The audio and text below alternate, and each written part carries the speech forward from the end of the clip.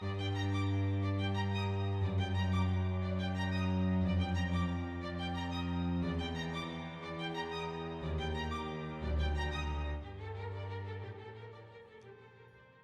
was New York, the summer of 1930, when I first met Auguste Dupin. He was an unusually interesting young man with a busy, forceful mind. This mind could, it seemed, look right through a man's body and into his soul, uncovering his deepest thoughts. Sometimes he seemed to be not one, but two people. One who could coldly put things together, and another who just as coldly took them apart. One morning, as I was shadowing him through the city, Dupin showed me once again his special reasoning power. He picked up a newspaper and began reading it. Let us see what interesting enough things have caught the eye of our local press, shall we? Dupin then showed me an article in the paper about a terrible killing. An old woman and her daughter, living alone in a ran-down flat at the Rue Morgue, had been killed in the middle of the night. New York, July 7th, 1930. In the early morning today, the people in the western part of the city were awakened from their sleep by cries of terror, which came, it seemed, from a flat on the street called Rue Morgue. The only persons living in that flat were an old woman, Mrs. Holland, and her daughter. Several neighbors and a policeman ran towards the flat, but by the time they reached it, the cries had stopped. When no one answered their calls, they forced the door open. As they rushed in, they heard voices, two voices. It seemed to come from the back. The group hurried from room to room, but they found nothing until they reached the last room. They found a door that was firmly closed, locked, with a key inside. Quickly, they forced the door open, and they saw spread before them a bloody, sickening scene, a scene of horror. As we read the gruesome retelling, I could see in Dupin's eyes that cold, empty look which told me that his mind was working busily. The room was in the wildest possible order. Broken chairs and tables were lying all around the room. There was only one bed, and from it everything had been taken and thrown into the middle of the room. There was blood everywhere, on the ground, on the bed, and on the walls. A sharp knife covered with blood was lying on the floor. In front of the fireplace there was some long gray hair, also bloody. It seemed to have been pulled from a human head. On the floor were 4 pieces of gold, an earring, several objects made of silver, and 2 bags containing a large amount of money in gold. There was no one there, or so it seemed. Above the fireplace they found the dead body of the daughter. It had been put up into the opening where the smoke escapes into the sky. The body was still warm. There was blood on the face, and on the neck there were dark, deep marks which seemed to have been made by strong fingers. These marks surely show how the daughter was killed. After hunting in every part of the house without finding anything more, the group looked outside. Behind the building and hidden in the bushes, they found the body of the old woman. She had been tossed out the window. Her neck was almost cut through, and when they tried to lift her up, her head fell off. I could barely stomach what I had just heard. Dupin, though, seemed transfixed in the details. I need more. What? I need more, friend. They can't keep us in suspense. I want to know what more information they have. I'm sure the police want to keep some of the facts secret, for now. I could tell Dupin did not agree with this approach of authority. It began worrying me that he would do something stupid, like inquiring further, bothering the PD, or worse, bothering the witnesses. For he wanted answers this newspaper would not give him. The next day, I would visit Dupin again, this time at his home. I was curious how the wannabe detective kept himself occupied outside of work. Ah, friend, have a seat. I have great news. Dupin would hand me this day's newspaper. New facts on the murders of the Rue Morgue. I should have known. People like Dupin never stop working. July 8th, 1930. The police have talked with many people about the terrible killings in the flat in the Rue Morgue, but nothing has been learned to answer the question of who the killers were. Pauline Dupont, a washwoman, says she has known both the dead women for years and has washed their clothes during that period. The old lady and her daughter seemed to love each other dearly. They always paid Dupont well. She did not know where their money came from, she said. She never met anyone in the flat, only the 2 women lived on the 4th floor. Harvey Moore, a shopkeeper, says Mrs. Holland had brought food at his shop for nearly 4 years. She owned the flat and lived in it for more than 6 years. People said they had money. He never saw anyone enter the door except for the old lady and their daughter, and a doctor 8 or 10 times, perhaps. Jules Jordan, a banker, says that Mrs. Holland had put her money in the bank. 3 days before her death, she took out a large sum of money from the bank, in gold. A man from the bank carried it to her house. Ian Musit, a policeman, says that he was with the group that first entered the house. While he was going up the stairs, he heard two voices, one low and soft, and one hard, high, and very strange. The voice of someone who was certainly not American. The voice of a foreigner. Spanish, perhaps? It was not a man's voice.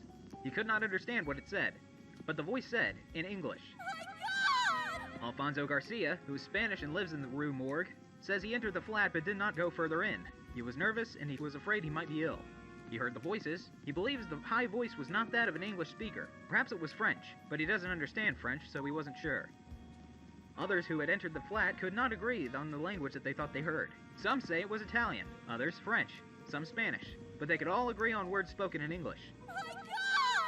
The persons who first entered the house all agree that the door of the room where the daughter's body was found was locked on the inside. When they reached the door, everything was quiet. When they forced the door open, they saw no one. There are no steps that someone could have gone down while they were going up. They say the openings over the fireplace are too small for anyone to have escaped through them. It took 4 or 5 people to pull the daughter's body out of the opening of the fireplace. The careful search was made through the whole house. It was 4 or 5 minutes from the time they heard the voices to the moment they forced open the door of the room. It was only from possibility that the killers escaped through the open windows that they'd thrown the mother out of. But the flat is on the 5th floor of the building. Something so daring could only be done by the steadiest of climbers with superhuman ability. A doctor says that he was called to see the bodies soon after they were found. They were in horrible condition, badly marked and broken. The daughter had been killed by strong hands around her neck. The police have learned nothing more than this. A killing as strange as this has never before happened in New York. The police do not know where to begin to look for the answer. When he had finished reading the newspaper's account of the murders, neither Dupin nor myself said anything for a while. What do you think of all this then? When he asked, I could only agree with all of New York. I told him I considered it a very difficult problem, a mystery, to which it was not possible to find an answer. No. I think you are wrong. A mystery it is, yes, but there must be an answer. Let us go to the house and see what we can see. There must be an answer. There must! My eyes would roll into the back of my head. As I suspected, he would take matters into his own hands.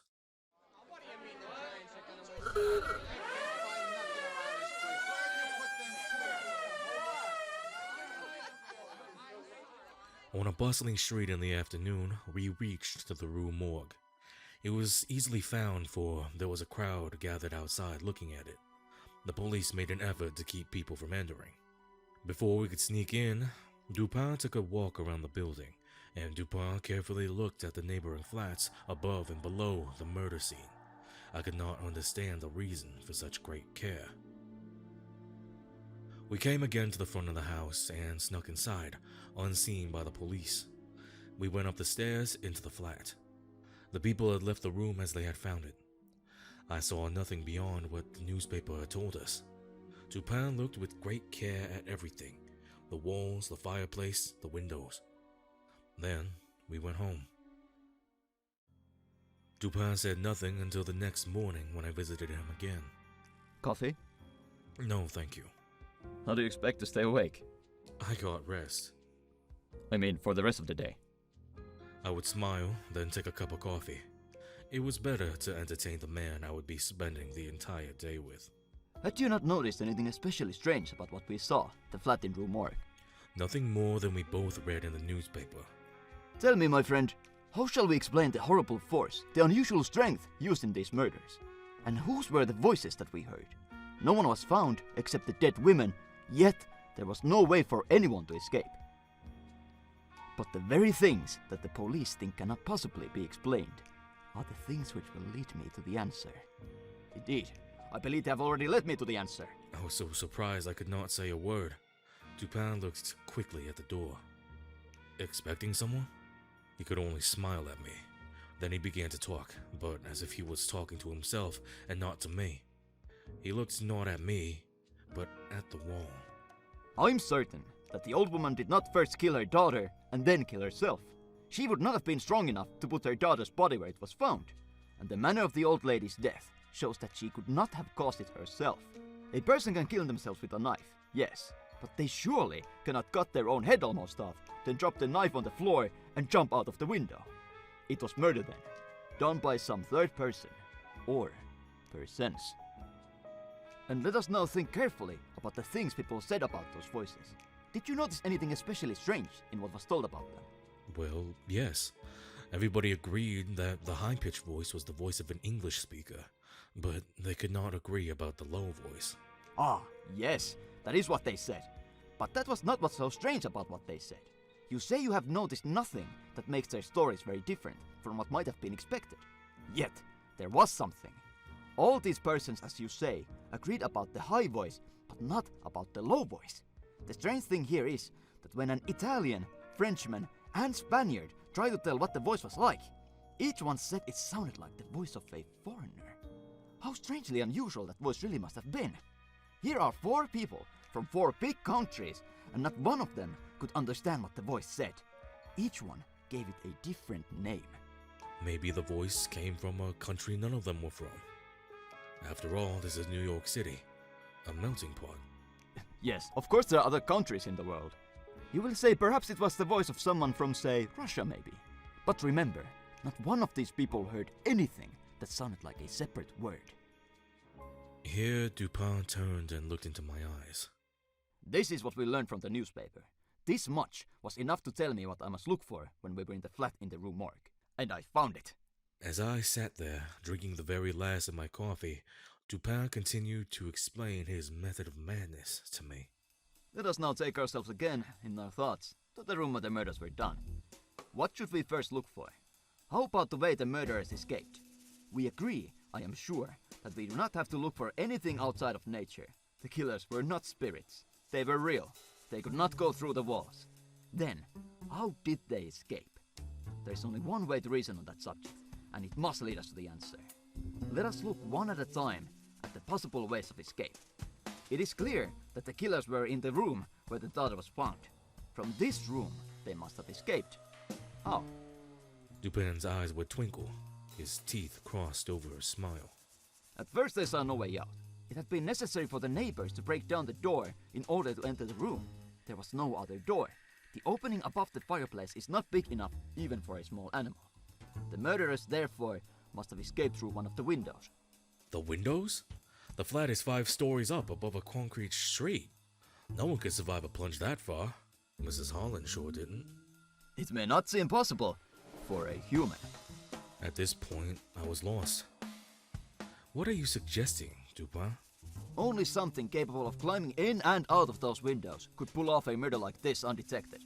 Dupin was suggesting something managed to climb 5 stories up into the window. Or down. Maybe it came down into the window.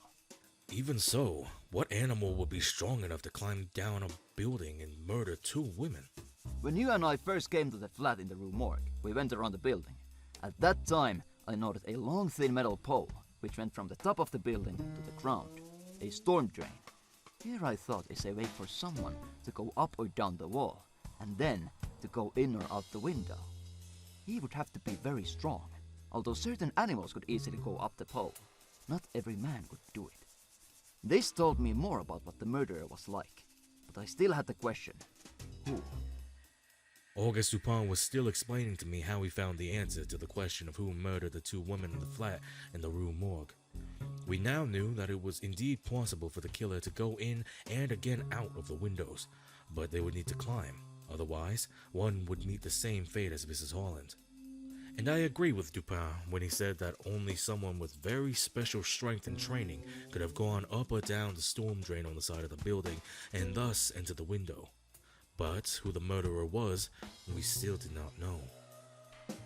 Let us look again. I will need some more coffee if this is to continue into the night. Dupin would eventually pour me another cup as the sun set and the stars came out. At that room in the flat, consider its appearance. Their money was all left behind. Nearly the whole amount from the bank was found in bags on the floor. I want you therefore to forget the idea in the minds of the police that the desire for money was what they call the motive. This is only what we call a coincidence. If the gold was the reason for the murders, the killer must have been a fool to forget and leave it there. Correct. Now you're catching on. I couldn't help but smile at him. I was starting to feel like a real detective, and so was Dupin.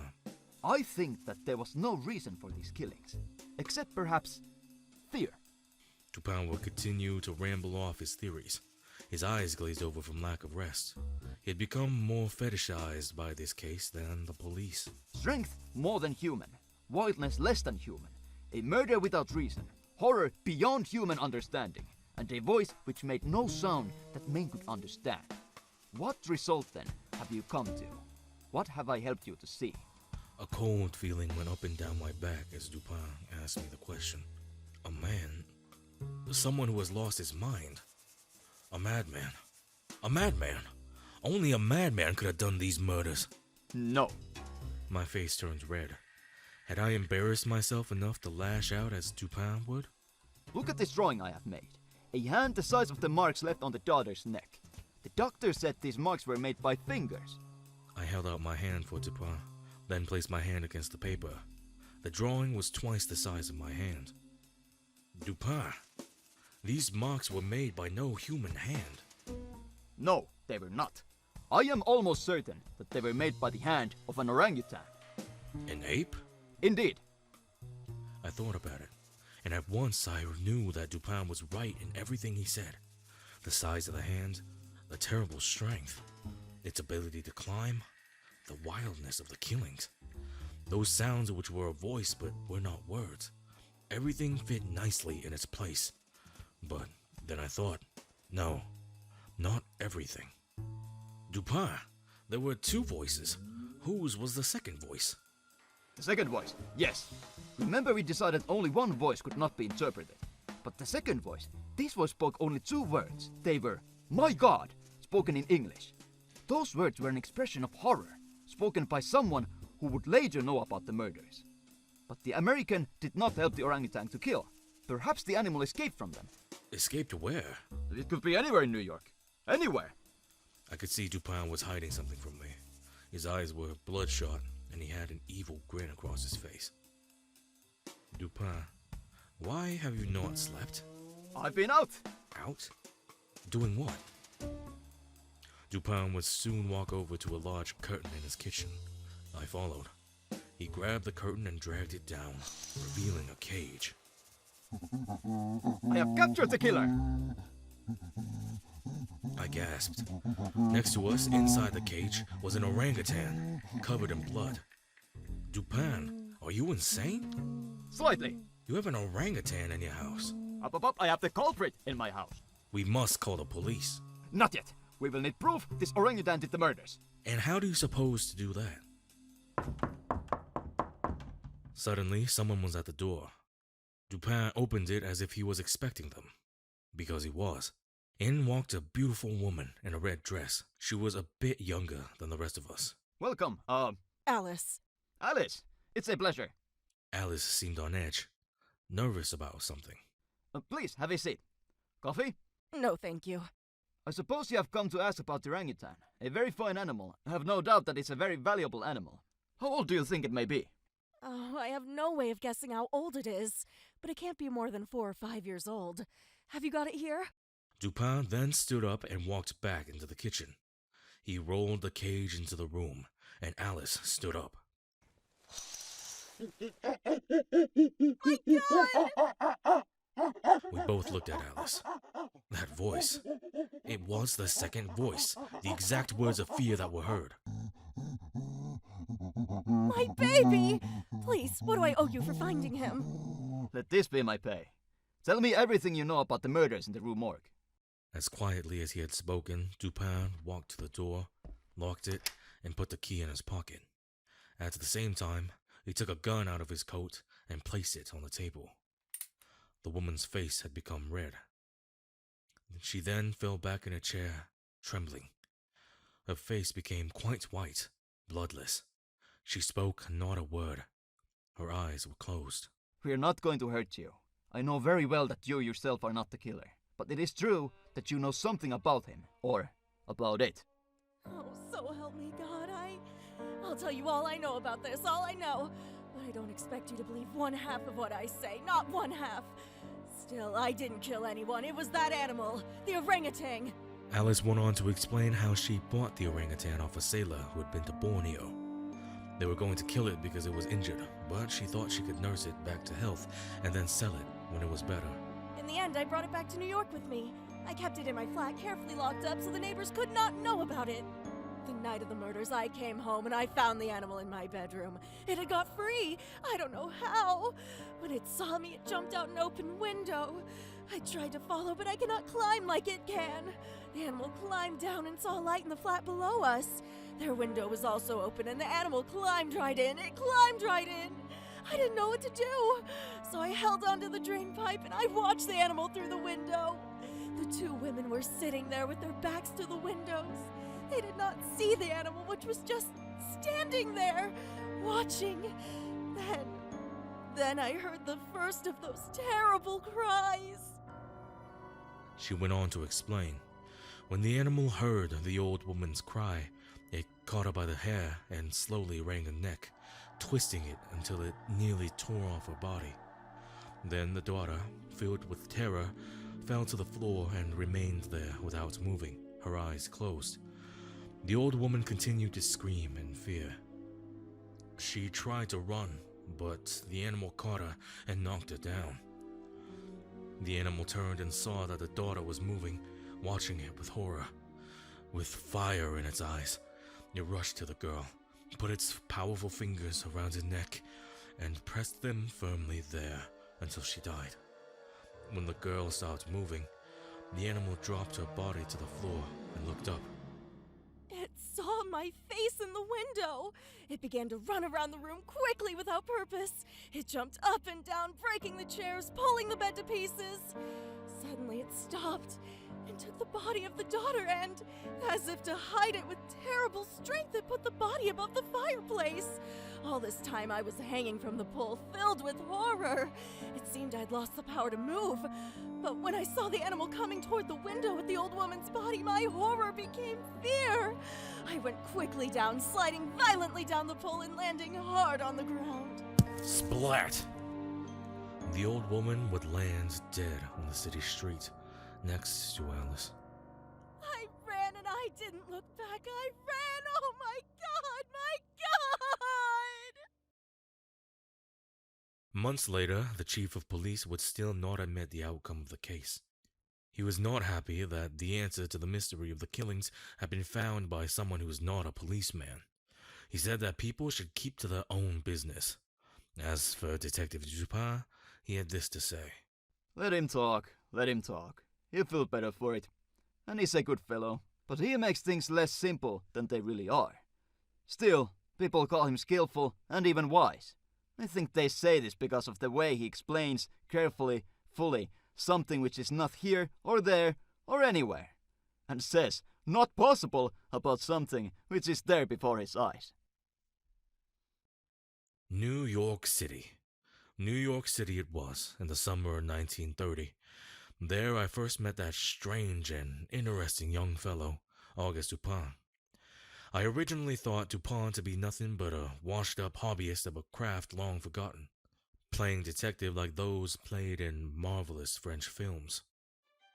But after that week in July, after he investigated and captured a killer animal and proceeded to get a confession from its handler, I realized Dupin was the real deal. A man absorbed by his work, unrestrained from the truth. A man I came to know and will forever be known as Detective Dupin. The man who solved the murders in the Rue Morgue.